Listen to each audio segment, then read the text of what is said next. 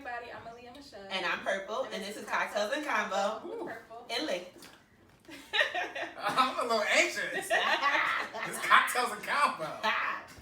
Alright, so as you guys can see, we have a guest. Yes. And he so kindly sent me his bio, which I love, love, love.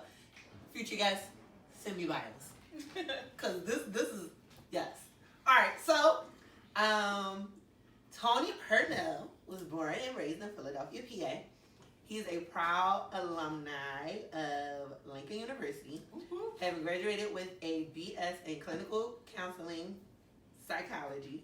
Tony also has a MA from Eastern University in clinical counseling with a concentration in applied behavior analysis. Tony is the owner of Enlightening Therapeutic Services, which is a private practice in West Philadelphia. Local. Okay. Yes, Okay. yes. Right around the corner. Outside of his private practice, Tony is the program director of SOAR Corp Recovering Center, a medication assistant treatment facility, and is also employed at Friends Hospital as the lead clinical social worker. I know that's right. Right? Read I'm them just credentials. Just trying to be a We're vessel. going to get his age. Trying to be a Lord vessel. Jesus, you using all the time God gave Just you. a little bit. Just a little bit. He chose to work in the field of mental health because he wanted to normalize therapy in the African American community.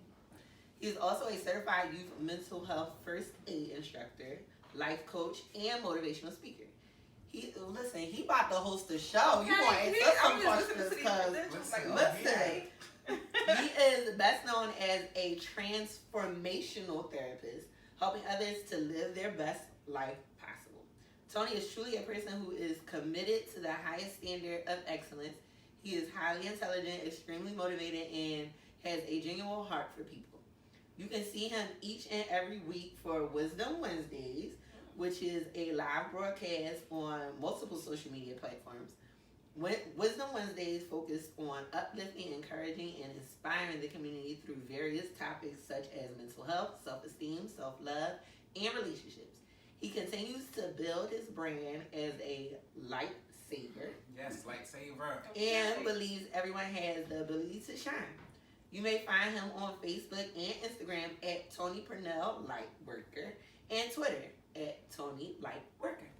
Thank you. So don't worry, we're going to put all of that right here or somewhere. Y'all know how we do our edits. This will be somewhere around here so y'all can look them up and follow Tony. What's up? So just to let everybody know, I know you guys remember we did Blackout June. Yes. And we was looking for African American therapists. Now we did get a bunch of suggestions, but June kind of ran away and we didn't get to do our mental health episode. Now, with everything going on in the world, we felt like this episode was still needed. I'm honored to be here. Thank you for asking. Yes, thank you for coming. Thank you for coming. I was like, look, we got one, Lee. We got one. First of all, we trying to record today, and I think. Wait, did you say you wasn't available? I don't remember what it was. I think you took a minute to get back to us. I was like, I don't think you're gonna be able to do it. We moved some things around. We moved the world. Yes, I'm here. Lord. Yes. I am here. Yes.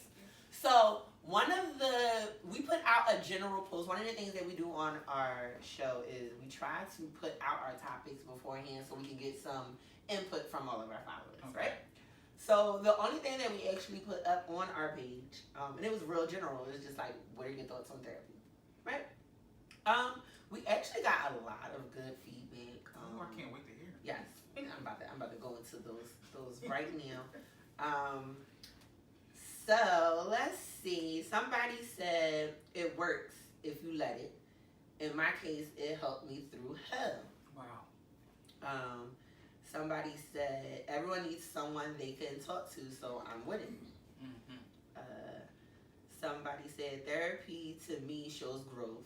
You understand something is off or flickering up. There is a way to fix it. Now I did have a negative comment. I was gonna say those are the most positive comments I've heard about there. And I was shocked because wow. Growing up, therapy wasn't like, it was like not a thing, especially for black people. Yeah. So somebody did have a bad experience. They said, I don't think it works much. I've been in and out of therapy for a long time. All they do is try to stuff you with meds. They don't really understand you, and they can barely relate. Somebody said, I've been seeing a therapist for about a decade now. It's been super helpful in my growth as a black man. That's awesome. So those were comments from Facebook. We're going to go into our Instagram and let you guys know what our Instagram followers said. And then we are going to talk a little bit about therapy within this little circle right here. So, someone said, I enjoy therapy. The idea of being able to speak to someone who's unbiased and let you know when you're messing up helps me realize the truth within myself. Somebody said, that's the same person. Somebody said, I recommend it for everyone. I'm in therapy now. So I asked her as a follow-up, how's it going? Mm-hmm. She said, it helps me to talk to someone after a long week and not have to worry about judgment and bad advice or possible rumors being spread. Mm-hmm. It also helps me take responsibility for my own negative behavior. Some I didn't even realize I had beforehand. Wow. Studying psychology myself only increases my knowledge on human behavior and helps me be aware of my thoughts, actions, and reactions on a daily basis. So I think that was overall good feedback. Yeah, relatively good feedback when it comes to therapy. And like I was saying, growing up, I was told that, well, my mother was told that I had ADHD. Yeah. So my school strongly suggested that I start going to therapy, right? I think I was like 8. I didn't know who this person was. I was sitting in front of them. I was like, do I really gotta talk to you? Like, and if so, what about? Because at the time, like, I didn't have no secrets. I didn't have nothing bottled up. I told my mom everything. So it was just like, what am I here for? Well, that should have been a discussion to let you know what you're working on, why you're in therapy. Anytime there's any type of session, we always ask, what is the presenting problem? Mm-hmm. What brings you here? Mm-hmm. So if it's a child dealing with ADHD, maybe it's to learn how to focus, maybe at a specific time, maybe engaging in activities that lead you to focusing. What are the activities or the experiences that you are not focusing on? And so we always ask, what is the presenting problem? Right. I think my therapist just sucked because they ain't asked me none of that. Well, I mean, it's different. As a child, it's different. You're not going to say to a child, well, what's the presenting problem, little child? I'm like, right. You just like, they might present a problem. I gotta do a problem, like a math problem. It's more so play therapy with children. So different ways to get that across. It's definitely. So I have a question. What's like your age range with? Because I know in the bio it says that you do. What was it? The first aid, right? Was that it? I'm a mental health first aid instructor. Mental health first aid instructor. But that's really to teach adults how to deal with children who have psychotic issues or problems. Mental health first aid. You know how first aid is, they teach you give help when necessary. Mm-hmm. So this is mental health first aid. How do I provide help when necessary to a child in the school, in the community? Right. You're the adult. You're the teacher. You're the gym coach. You're the person providing that mental health first aid to that child in need. So I'm an instructor to teach that process. Okay, gotcha. But I teach, I do therapy with all age ranges, from adolescents up to adulthood, up to older adults. Okay. Yeah, I see the gambit. Nice. Absolutely. That is nice. All right, Lee, who you got to put these questions? Well, like I was just saying, like it's not, therapy is not something that's suggested amongst the Black community a lot of the time. Well, that's the thing. So when you grow up in a community, what happens in this house stays in this house. Oh, come on, they knew. Listen, right. What happens in this house we all know. Right. And so you're not prone to speak about your experiences, whether that be good or bad. Listen, we weren't prompted and encouraged to speak about the stuff that you went through, whether that's trauma, whether that's abuse, whether that's living with an addicted parent. You wasn't allowed to speak about those experiences. And sometimes you say, okay, the only way out is church. Pray it out, shout it out, dance it out. But for somebody who does not have that connection to religion or church, what are my only options now? Right. And so therapy in the Black community, it is taboo. It was taboo, but it's becoming more accepting now. Yes, today. I'm gonna get a T-shirt or something saying therapy is dope or something. I'm in therapy because the exposure. If I see my friend is in therapy, dang, well, how's it going for you? Right. I may say, well, I might want to try that thing out. It's not taboo as it used to be, especially among our millennial people. Yeah, that's definitely true. So like, I know you said you see children up to like older ages. Have you ever had somebody that was like maybe referred to you? They didn't want to come to therapy, but they were like kind of like forced into it. Like, how did you deal with it as like a difficult patient? Like, so with that that's more so substance abuse related. So when people who have to go to therapy or outpatient setting, behavioral health setting, because of their substance issues, they're court mandated by a judge. You either go to therapy, you go to treatment, or you go to jail. Right. But you get out of here. Right. You either go to therapy, treatment, or you go to a prison. But you need to have some type of drug and alcohol assessment, some type of evaluation for you to be in therapy, some type of treatment. So, but my thing is, even when people are mandated, I said, okay, when you sit in front of me, what is your external motivation for being here? Your external motivation is my PO is on my back, my judge is on my back, but what is your reasoning for wanting to be here? Because it's not going to work if the judge just says you want to be here and you don't. Right. It's not going to work if you don't see any benefit in being in this chair. Right. And it's so funny, I'm sitting in the chair tonight. Yeah, they got me sitting in the chair tonight. This is a session. You know? But it's not going to be any benefit if you don't see why you want to be in therapy. Right. What benefit is it for you? I tell people all the time, listen, therapy is a marathon. It's not a sprint. The things that you uncover is going to take some time. The things, in order for me to have a good rapport with you, it's going to take some time. That's definitely going to take some time. Who is this guy? I don't know, from a can of corn, but I'm going to be willing to open up. It's going to take some time. I feel like there was like a time not too recent ago that I probably would have went to therapy and just lied the first 3 sessions. Like, wow. Just because I don't know you and what I'm telling you your business for. Let me see if you're going to keep my secrets. That's not really secrets. But if you have an unbiased person, why can't you be open to that person? That's true. I mean, you don't know me, so why would I have a reason to lie to you? You know, you don't know me. So I always tell people, listen, and I'm a type of therapist that is a hard ass. I say I'm hard. Listen, I'm not gonna put more into it than what you are putting into. Right. Exactly. Now I'm just a passenger. You're driving this shit. You're driving and you're literally saying this is what we're gonna do. I said, okay, well, why is that the best option for you? Why is that the best route? Right. Therapy is more so about insight. I'm not gonna give you the answers. If you think this is the best route for you, okay, well, why is that the best option for you?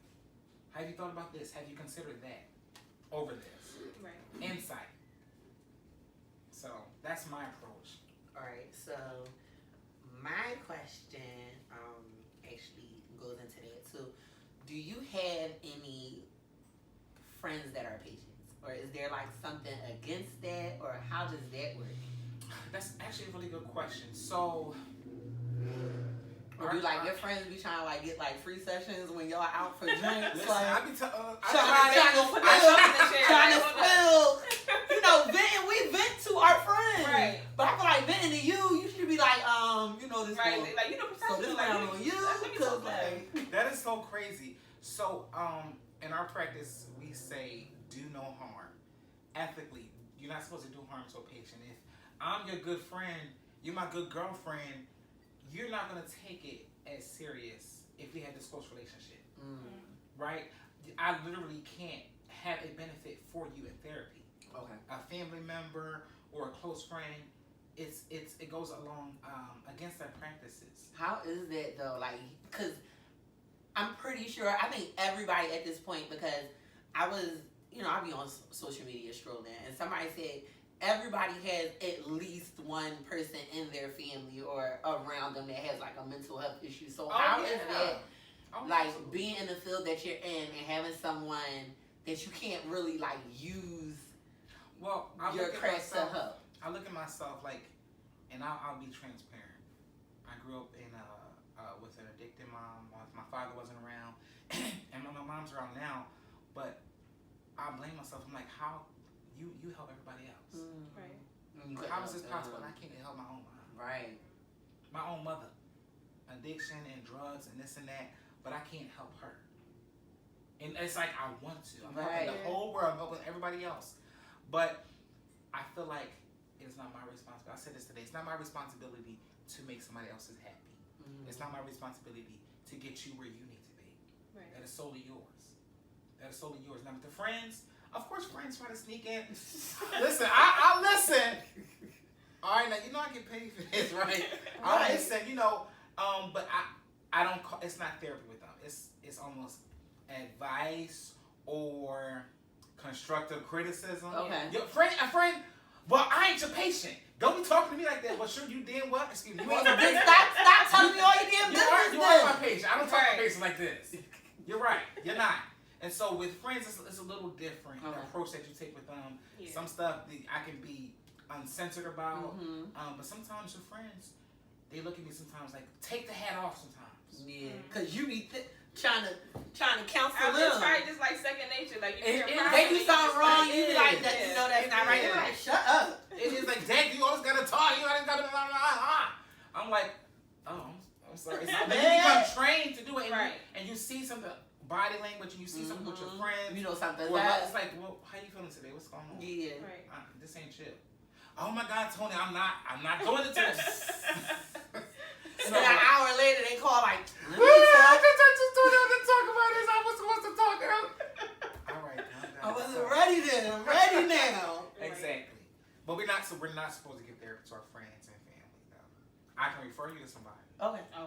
We can do homework exercise. I can teach you stuff, but therapy, no. Got you. Yeah. Got you. So, like, you as a therapist, I know you probably have like your own things that you're going through, own things that you're dealing with. So, how do you what do you do as far as like self-care and keeping yourself sane and stuff like that with your own mental? I'm glad you asked that. Like yesterday, 2 days ago, I had these plants I had to repot and plant, and I bought like new pots and some soil. And so this week, I did like a project at home, and I repotted a couple of my plants in the house. They got big, had to put them in bigger pots, soil. So self-care is really about what benefit am I getting in this moment? Right. How am I benefiting? What are my takeaways at this moment? Self-care should be planned. Self-care is not something that you do sporadically. Right. You had to plan to have self-care. And I mean, maybe plan to take your massage. A trip to Atlantic City. Self-care should be planned. You should have it in your routine for yourself. Wink. Okay? Wink, wink. So of course, I do a lot of self-care activities. This week, I replanted my pots, my plants. And that actually piggybacks on one. So we don't like literally Lee comes here, she writes her questions on a card, and like I come here, I write my questions on the card right before we start. But that actually piggybacks off of one of my questions. Have you ever been to therapy? And if so, how was that experience? Oh, I always tell this story. So who is the young man, the little boy, 12, 13? Who gets kicked out of therapy? Me. Hold on. 2 hands. You got kicked out of therapy? Oh yes. Oh yes. It was. Yes. Grab my drink. That's what got me. I'm gonna grab my drink too. This is cocktails and combos. Yes, it is. Can we share real quick before we hear the story about? So that's what prompted me to be a therapist in the first place. That's what prompted me to be a light worker, to be a lightsaber. I got kicked out of therapy as a young man, 13 years old, because I said something like, I said, there's nothing in this room to pick up and throw. I had a lot of issues, and the therapist was like, oh, you gotta go, you threatening me, you gotta go. I was like, not about you. Right. As a teenager, you express yourself in different ways. And so I said, the thing I hate most about this room? He was like, what? I said, there's nothing to pick up and throw. He was like, oh, you gotta go. And so that was my first experience with therapy. I think I did a couple sessions and I got kicked out. And I was like, okay, if this man who's supposed to have experience working with children, working with people, and I got kicked out, surely he's not in the right profession. Right. So I also didn't understand myself. That's what led me to therapy. That's what led me to therapy. I'm like, okay, I don't understand myself necessarily. I was going through a lot of behavioral issues. I was bad. I always had good grades, but I was bad as hell. That sound like me. You know what I mean? Sound like me. I was bad. Oh my God. So they put me in therapy. Like, what the hell is going on with you? Right. I got expelled, not suspended, expelled in 8th grade. The whole year I was homeschooled. I was having a lot of behavioral issues. And so I was like, if this guy kicks me out of therapy, then I need to work with people when I get older to understand the human behavior, what makes somebody do what they do. Mm-hmm. That's why my concentration is applied behavior analysis. I'm analyzing behavior. Mm-hmm. What makes people do what they do, the thought process. I need all them answers because people be doing stuff and I be like, why are you doing it? Like, I know, right? You be thinking what is you doing? And sometimes people don't know. That's true. That's like the worst answer. I hate it, but sometimes it's true. Sometimes when people like, when you like, why you do that? They're like, I don't know. I don't know. That's like that's not an answer. But and you're pulling for an answer. Yeah, I need the answer. And they don't have it. Maybe they really just don't know. The better question is, what was going on right before that happened? What was going on right before that happened to you? What were you feeling? Mm-hmm. As opposed to, why did you do it? That's me. Why did you? What led you to do that? What were you thinking before that happened? What triggered you? In therapy, we don't say why something happened. We say we it's almost like a trauma approach. Mm-hmm. Okay. What happened to you? As an adult, as a child, what happened to you? Not why did it happen, what happened? Okay. You see, how those it's the right question. Yeah, you gotta ask the right question. Yeah, so I mean, I have been in therapy, but even as an adult, dealing with people's issues is heavy. Yeah, I can only imagine. So yes, I'm still in therapy as an adult. On the other end, as a clinician, dealing with people's problems. So if I'm a person dealing with this type of stuff that's heavy, emotional, I have to have my own self-control. Yeah, because it starts to affect you. Like they start crying about.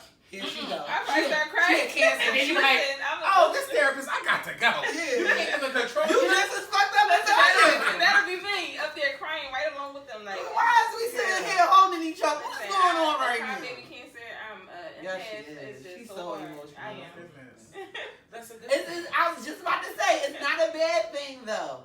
On some people it is. It works for her. It's vulnerability. Yeah. All right. Was it me? Was I it? Yeah, I think. All right. So, sometimes a lot of people get into bad habits because we talk about like substance abuse and things like that because something traumatic happened. Mm-hmm. So, because I have a 12-year-old and a 14, about to be 15-year-old, and then What? You got teenagers? oh yeah, You look young. Oh my goodness. thank you. Yes, and then Mari's what, 7? He'll be 7. About to be 7. So, is there something that like maybe parents can look out for or keep an eye on that might tell them like something's going on, they need to talk to somebody that's not necessarily you? Yeah, I mean, well, there's a lot of telltale signs with children. So typical adolescent development is already hard. Right. Being a teenager, do you know what it's like when you was a teenager? Being a teenager is so hard. You had image issues, you had peer social issues, trying to fit in with this crowd. Now, pair a mental illness on top of typical adolescent development. Mm-hmm. It's already heavy. Yeah. So pair even more heaviness on top of just being a teenager. It's a lot to deal with. Mm-hmm. So, telltale signs your child may be experiencing something. Irritability, they're irritable. I don't want you in my room. That's teenager stuff, right? That's teenager stuff. I will beat you. Who are you talking to? But, okay, when children become too private, that's one of the signs. When they become too irritable. When they pull away from the things that they used to enjoy. Well, hold on. Last week you was enjoying playing baseball and basketball, football. Now you don't want to do the things that you enjoy. When they pull away from the things that they enjoyed, their social groups, their peer groups, becoming too aggressive, too irritable, too private. That may be some telltale signs. Something may be wrong with your child. They may be experiencing a change. Hormones also, you get into puberty and teenage years, sometimes before teenage years. So you really have to inspect your child and assess what's going on at home. You really got to pay close attention. Sometimes parents, here's this iPad, here's this phone, get out my face. Right. You have to engage with your child. I do random audits. Let me see them real quick. That's right. That's right. Random audits. I like that. Random audits. I like that. Listen, and what's crazy is that's a phrase that I got from an ex that used to go through my phone. Thank you. Yes. And I pay that phone bill. You could not have a phone. That's the other option. Yeah. How dare you? What you want my phone? I wish. But kids are tricky. They know are. what I mean? Oh yeah, they are. You know what you was like when you was a adult? I mean, yes, and then now it's with my son is like the total opposite of how I was when I was younger. Like he's so boisterous and outspoken, and I was so quiet and shy. So it's like I'm probably not gonna have a problem with him talking because he always talking. Yeah. He's like the total opposite. Yeah, I know what my boys, and then with social media and yes. everything being what it is now compared to what it was when we were younger. We wasn't exposed to nothing when we had to sneak and get exposed. MySpace was like, I don't know how old I was. Listen. Oh my God, MySpace. Black Planet. Come on. Come on. Show your age. You have so much more exposure now. Kids are exposed to a lot more. They have a lot more at their fingertips than we did. You know what I mean? So they're going to be learning at a greater multitude than we were. Yeah. Due to social media alone. Mm-hmm. So, but be patient. Yeah. Parents, be patient with your kids. Be patient with your children. And I mean patience, it's okay. I say this with lightly. It's okay to hear your child's opinion. Sometimes we don't give our children a voice. Yeah. Now, you can't say nothing to me. I said it because I said so. Right. But sometimes you're going to ask, well, what do you think about us moving to Northeast? What do you think about moving back to Westfield? What do you think about you leaving this school? What was the best part of your day today? Yep. What was the worst part of your day today? You got to engage your children as soon as they walk through the door. Parents, try not to argue with your children right before they have to go to school. That carries with them the rest of the day. It messes them up. You don't understand. You have no idea. You want to send them off as best as possible, as positive as possible. That can mess up their whole day. Yeah, my son, my youngest, he's 12, and he and his mom, you embarrassing stage, but me and his dad, we share time. So he goes to his dad's house for a week. He comes to my house for a week. Every time I pick him up, we have like a routine. I be like, hey, Kai. He be like, what's up, Mom? I be like, how was your week? Oh, he cool. Oh, he trying to be cool. I know, what's up, Mom? I like, how was your week? He's like, it was cool. I be like, what you do? He's like, play the game. I said, that's all you did? He's like, no. I talked to my sister. I be like pulling. I be pulling. I'm like, oh, so how was that? How did that go? Did you like that? Ask open-ended questions. Don't ask no yes or no questions, parent. Oh, I'm doing it wrong then. Yeah, everything they can answer one word. Yes, just no. What was the best part about your day? Oh, okay. So now you really got to talk about that. Yeah. What was the worst part about your day? How could your day have been better? Like, you got to pull out, everything's about the question. Right. How you question and phrase certain How do things. you question men that you like? What questions do you ask them? We in weird territory. I ain't trying to get none of the brothers in trouble. They trying to get our secrets. Listen here. I be asking all the questions. Okay. They're like, what did you 50 Cent? 21 of them. Yes, let's go. Couples therapy is fun. I love couples therapy. You do couples therapy? Oh, yes. Wow. Oh, yes. So, is couples therapy always like it seems like time out. Okay. All right. Really? All right now. Really? More so, let me say. You're like a referee in there. Right. More so, couples therapy is teaching you guys or whoever is in the chair on how to communicate, because that's really where the breakdown is at. The communication breakdown. We talk about couples therapy. It's like, okay, now did you hear what Purple just said? Yeah, I heard it. She said, I said, no, she didn't say that. So you wasn't listening. Right. No, you really did not hear her. So repeat exactly what she said. Purple, was that correct? Oh, okay, cool. Then now you heard it. Okay, so now you're communicating better. How did you respond to what Purple just said? How did that make you feel? And Purple, did you hear what he said about how it made him feel? Now how are you gonna address that? It's about how to communicate effectively. Couple sessions is always about the communication breakdown or the intimacy breakdown. One or two. That's usually brings people to couples therapy. Communication breakdown, intimacy breakdown. Getting to the root, getting back to your core about who you are as a couple. Right. So what ways can people learn to, what was the term to argue effectively? Because I know some people, when they argue, they get like below the belt. Oh, that's why your mom is a crackhead. Oh, that's like all that stuff. Like, how do you like, even if you want to have a debate or if you're arguing with yourself, how do you? I'm so for a good debate, I mean, but the whole point about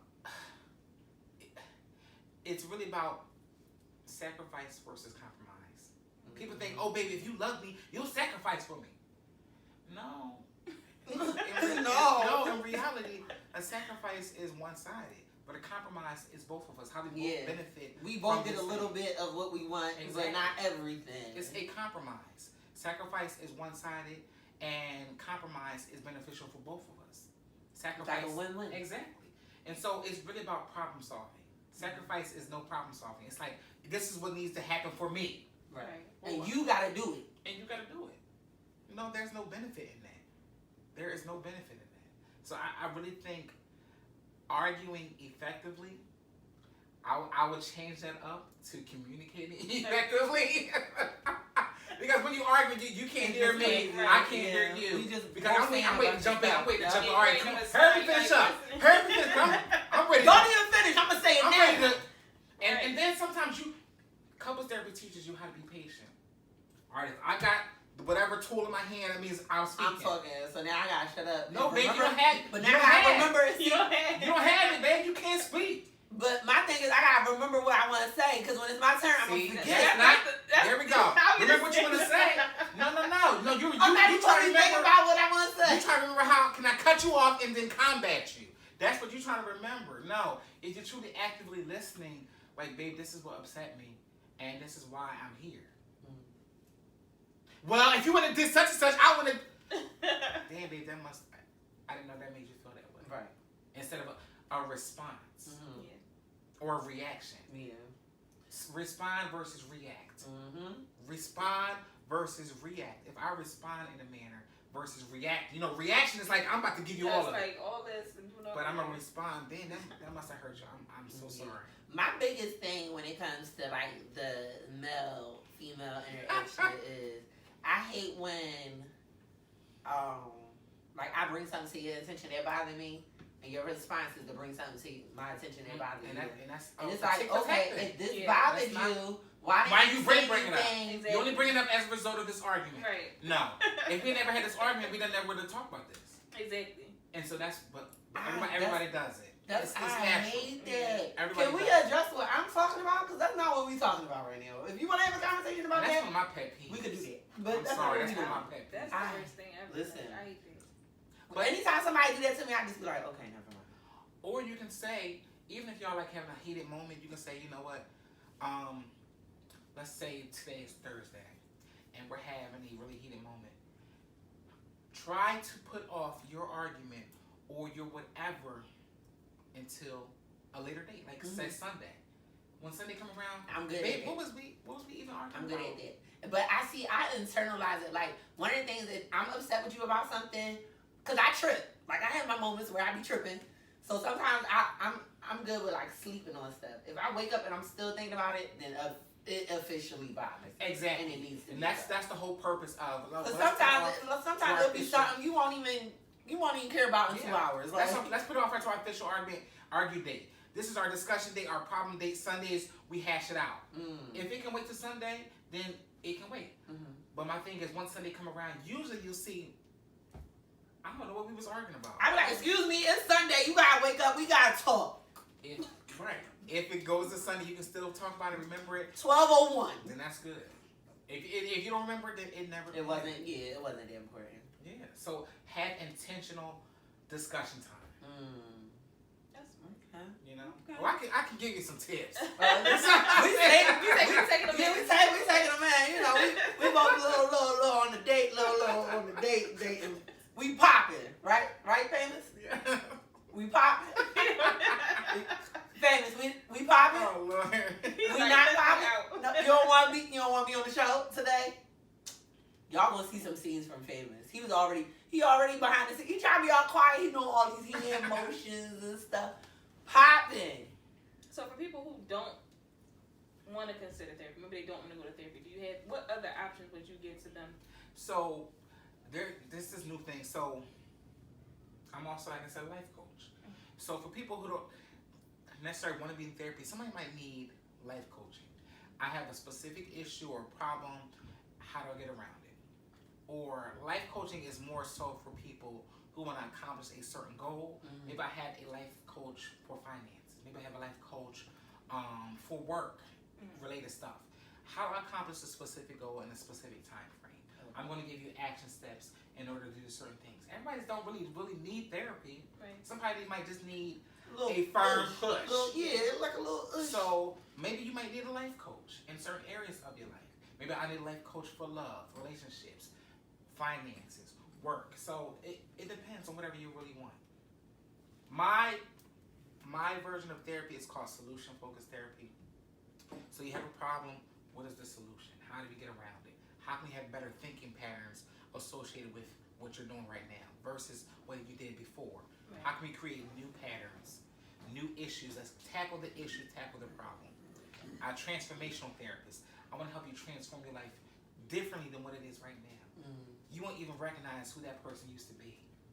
You don't even know who that person was because you transformed completely. So a transformational therapist, I'm a solution-focused therapist. People want this microwave world. They want quick results. Yeah. You know, I'll say, okay, well, solution-focused therapy. I don't do a lot of the psychodynamic approach. Sit you down, what happened to your childhood, this and that. It's a place for that, but people, they want quick results these days. Right. I do a little bit of that, but most of my stuff is solution-focused. But so you just mentioned something that triggered a question in my mind when it comes to transformation, because you said like you don't sit down and ask like how was your childhood. What do you do, or what do you say to people who are like trying to transition and change their life, but their past keeps popping up? Wow, that's good. That's actually a very real situation. That's what we. That will make you need therapy. You know what? We mask that. This life coaching, we're gonna have to put that to the side. I got some stuff to talk about. And you might have visions. You might have issues that from your past that keep on surfacing. And some of that is really called trauma. I'm having constant visions, constant experiences. I literally feel like what I felt when I went through this 10, 15 years ago. Right. And so we teach people to deal with their trauma in an effective way. And technically, if I was in poverty, I consider that to be trauma too. Yeah. Oh, A lot of us, we think that's okay by the stuff we grew up because we were conditioned. Technically, living in poverty is trauma. Oh yeah. I mean, we just gunned it out. You know, especially hey, I was about to say, one of the big things for black people, and I hear this saying so much, we make a way out of no way. Yeah. Because we didn't have a choice. Like, I know for me, but it still wasn't okay. Yeah, Right. definitely not okay, because and then your mentality is kind of messed up, especially when you start to make money, because now you don't know what to do with it because you never had it before, well, and that's it why takes I say a toll. People who are raised on survival versus raised on love, you know the differences. Yep. People who are raised in a survival mindset, I just gotta make it happen. Yep. I gotta get that. I gotta do this. I do that. By any means. Yeah. By any means necessary. Versus people who are raised in love and brought up in that mindset also. You maybe have brought up with love, but you still with that survival mindset. It's two different approaches, and you can tell who is who. Yeah. You really can. Oh yeah, that was all. All right, so that's it. Oh y'all want to talk? Y'all want to get some more Tony and all of this? I feel like we need to do like This a second brain. episode. Listen, Listen, we got to find out when the next time. First of all, Wisdom Wednesdays. We definitely want to check that out. We should do a session for Wisdom. We here for it. We are here for it. Yeah, we should do something. We are here for it. So, everybody, this is Tony.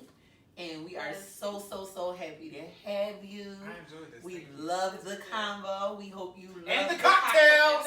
Listen, the cocktails. Hope you love the cocktail. Like always, guys, we are on social media, Cocktails and Combo with 2 S. All right, so Tony, this is a thing. So, cocktails is spelled with 2 S's, right? Okay. So anytime we say cocktails and combo with, you gotta put a. Oh, okay. Okay. So you ready? You ready? Yes, All right. So like always, we are on Instagram, Cocktails and Combo with 2 S's. We are on Facebook, Cocktails and Combo with 2 S's. And most importantly, we are on YouTube, Cocktails and Combo with 2 S's. If you guys have missed any of our episodes, please go to our page and watch those. They're all really good, just like this one. Your Instagram and your Facebook do Yes, tell all the Tell them people your your stuff, information. and we're gonna put it right here or somewhere up here or over his head. Y'all know how I do my head. I really thank you for having me. Yeah, Thank you so much for thank you so I much. was like, what? When somebody tagged me, I was like, okay, what is this? You know, I was honored. Shout out to asked. Styles and Smiles, who is a huge supporter of Cocktails and Combo. We thank you so much for the suggestion. I really enjoyed tonight. I want to thank you for the opportunity. My whole brand is being light. There's a lot of darkness in the world. Oh yeah. If you can be just a little glimpse of light, that would make a difference. And so I just want to be a vessel of light to anybody that I come in contact with. And this was a pleasure. So you can find me on Instagram as Tony Purnell Lightworker, on Facebook as Tony Purnell, and Twitter as Tony Lightworker. I am your lightsaber. I'm your homie. I'm your brother, and I am your friend. Hey. All right, y'all. Until next episode.